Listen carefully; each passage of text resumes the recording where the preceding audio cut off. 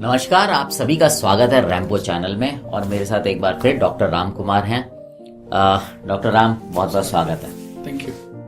Doctor Ram, जो hearing aids होती हैं, अक्सर आदमी ना झिझकता है उसको, अरे यार अजीब सा लगेगा। बहुत सारे लोग मैंने देखा है, सीनियर सिटीजन भी अवॉइड करते हैं। तो मैं आपसे जानना चाहता हूँ कि हियरिंग एड लगाने के लिए या इस्तेमाल करने के लिए जो सही टाइम होता है वो कब होता है, जिससे कि फर्दर जो और लॉस है उससे बचा जा सके।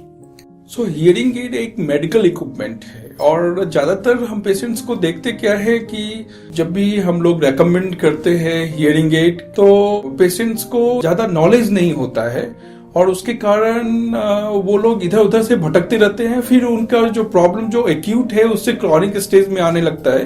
फिर समझने का क्षमता, उनका डिमेंशिया, मेमोरी लॉस और उनके स्पीच रिकॉग्निशन में पुअर होना, फिर आइसोलेटेड हो जाते हैं। तो ये सब प्रॉब्लम हम लोग देखते हैं एक्चुअली। तो हम हमेशा रिकमेंड करते हैं कि जब आपका sensory neural hearing loss diagnosed हो गया है तो आपको हियरिंग एड तुरंत ही उसको लेना चाहिए। और हियरिंग एड यूजली जब हियरिंग चेक करते हैं, प्योर टोनोमेट्री करते हैं और स्पीच रिकॉग्निशन टेस्ट, ये दो टेस्ट मैंडेटरी होता है हियरिंग एड के लिए। और प्योर टोनोमेट्री में हम लोग राइट ईयर लेफ्ट ईयर में पीटीए एवरेज भी लिखते हैं। ये पीटीए एवरेज अगर वो 26 डीबी के अंदर रहता है, बॉर्डर लाइन और sharp high frequency hearing loss रहता है, तो उसमें पेशेंट्स को मोस्टली ना कुछ स्पीच साउंड्स में, हाई फ्रीक्वेंसी स्पीच साउंड्स में दिक्कत होती है। लो फ्रीक्वेंसी साउंड्स वो अच्छे से सुन लेते हैं, इसलिए कई बार बोलते हैं सर मैं सुन तो रहा हूं, अच्छी तरह से सुन रहा हूं, लेकिन कुछ कुछ साउंड्स उनको सुनाई नहीं देती है। का, फा, सा, था, शा, ये सब साउंड सुनाई नहीं देती है, जिनके कारण उनको दिक्कतें होती है। अगर उसी समय हियरिंग एड्स ले लें तो जो भी वो मिसिंग होते हैं वो डिजिटल हियरिंग एड लेने से वो मिसिंग एप्रोप्रिएट होना होता है और वो हमेशा एक्टिव रहते हैं और उनका जो ईयर ऑर्गन है वो बहुत ही अच्छा बैलेंस्ड रहता है। लेकिन अगर कोई हियरिंग एड्स 26 to 40 डीबी, अगर हियरिंग प्योर टोनोमेट्री का एवरेज अगर 26 to 40 डीबी का लॉस है और स्पीच रिकॉग्निशन भी पुअर आ रहा है, तो पेशेंट्स को हमेशा उनको लो फ्रीक्वेंसी का साउंड्स, हाई फ्रीक्वेंसी का साउंड्स और डिस्टेंस में, अगर कोई लॉन्ग डिस्टेंस में 7 फीट 9 फीट में बात कर रहे हैं तो उनको सुनने में मुश्किल होगी एक्चुअली।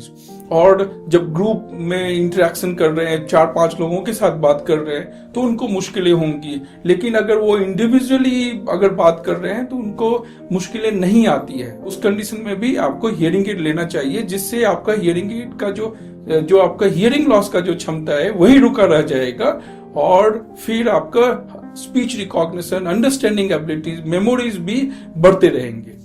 कई बार हियरिंग एड का जब हम हियरिंग चेक करते हैं तो मॉडरेट कंडीशन में, खासकर इंडिया में मॉडरेट कंडीशन और मॉडरेटली सीवियर और सीवियर कंडीशन में हियरिंग एड ज्यादातर लेते हैं, जिसके कारण प्रॉब्लम बढ़ते जाती है। मॉडरेट अगर 40 to 55 के बीच में अगर पीटीए राइट और लेफ्ट ईयर में आ रहा है, उस कंडीशन में मोस्टली पेशेंट्स को ज्यादातर उनको high frequency sounds, low frequency sounds, distance में, इवन इंडिविजुअली भी, और प्लस बच्चे की आवाज, बच्चे का से बात करना, वुमेन्स की आवाज, वो सब साउंड सुनना उनको मुश्किल होता है। उस कंडीशन में भी वो लोग अगर अवॉइड करते हैं तो उनकी प्रॉब्लम और भी ज्यादा बढ़ने लगती है और यहीं से उनका आइसोलेशन स्टार्ट होता है। जब भी मॉडरेट कंडीशन में अगर ऐसा हो और ना ऑडियोलॉजिस्ट ने रिकमेंड किया है एक्चुअली, उनको तुरंत ही लेना चाहिए।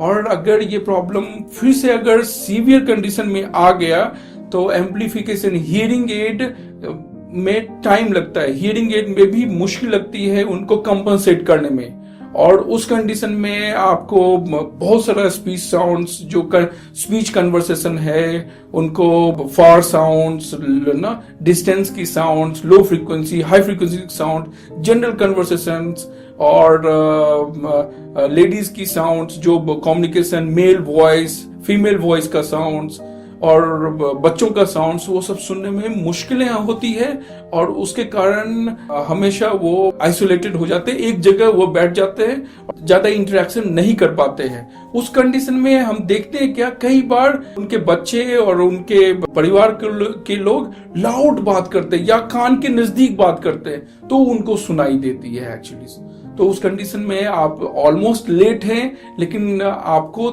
जितना जल्दी हो आप कोशिश करें कि ये लें और फॉलो अप करते रहे ऑडियोलॉजिस्ट के साथ, तो वो बहुत अच्छा होगा।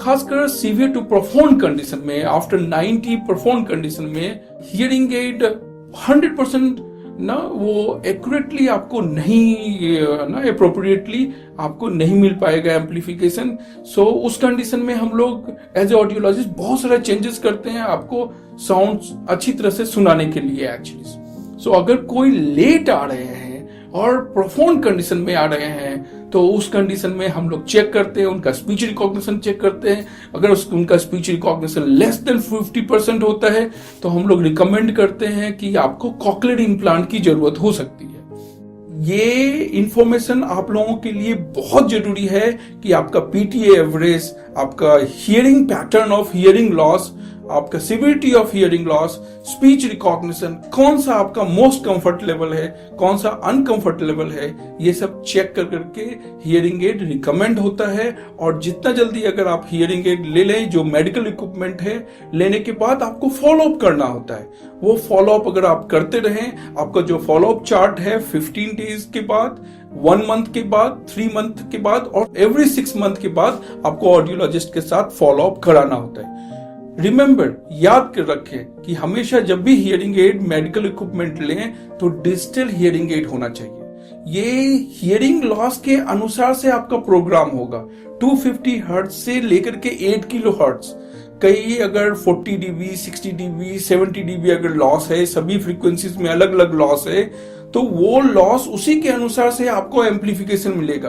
अगर एग्जाम्पल अगर 70 डीबी का लॉस है और 75 डीबी का दे रहे हैं एम्पलीफिकेशन, ओवर एम्पलीफिकेशन दे रहे हैं, तो आपको मुश्किलें होंगी, आपको सिरदर्द भी होगा, समझने में भी दिक्कत होगी, एक्चुअली इरिटेशन होगा। इसलिए ओवर एम्पलीफिकेशन और कम और अंडर एम्पलीफिकेशन 70 डीबी लॉस है, अगर हम 35 डीबी का दे दे या 55 दे दे या 60 दे दे, वो भी आप एक्यूरेटली सुन नहीं पाएंगे। तो ओवर और अंडर एम्पलीफिकेशन के नहीं लेना है, आपको एक्यूरेटली जितना लॉस है उसी के अनुसार से हियरिंग एड प्रोग्राम होगा और आपको आवाज अच्छी तरह से सुनाई देगी। बहुत बहुत धन्यवाद डॉक्टर राम। सो व्यूअर्स, हम अपने जीवन में जो ज्ञान लेते हैं वो ज्यादातर अपनी आंखों से और अपने कानों से लेते हैं। हम अपनी आंखों का तो बहुत ध्यान रखते हैं, या मजबूरी समझ लीजिए, क्योंकि जब हमें दिखता नहीं है तो हम चश्मा लगवा लेते हैं, लेकिन हम अपने कानों का उतना ध्यान नहीं रखते। कानों का भी उतना ही ध्यान रखिए। जब भी जरूरत लगे ऑडियोलॉजिस्ट से जरूर संपर्क करें, स्पेशली तब जब सुनने में दिक्कत आ रही है। अब आपसे विदा लेते हैं, बने रहें हमारे चैनल के साथ। और हाँ, अगर आपने अब तक इसको सब्सक्राइब नहीं किया तो इसको सब्सक्राइब भी कीजिएगा और इस कार्यक्रम को अपनों के साथ साझा भी कीजिएगा। धन्यवाद। Thank you.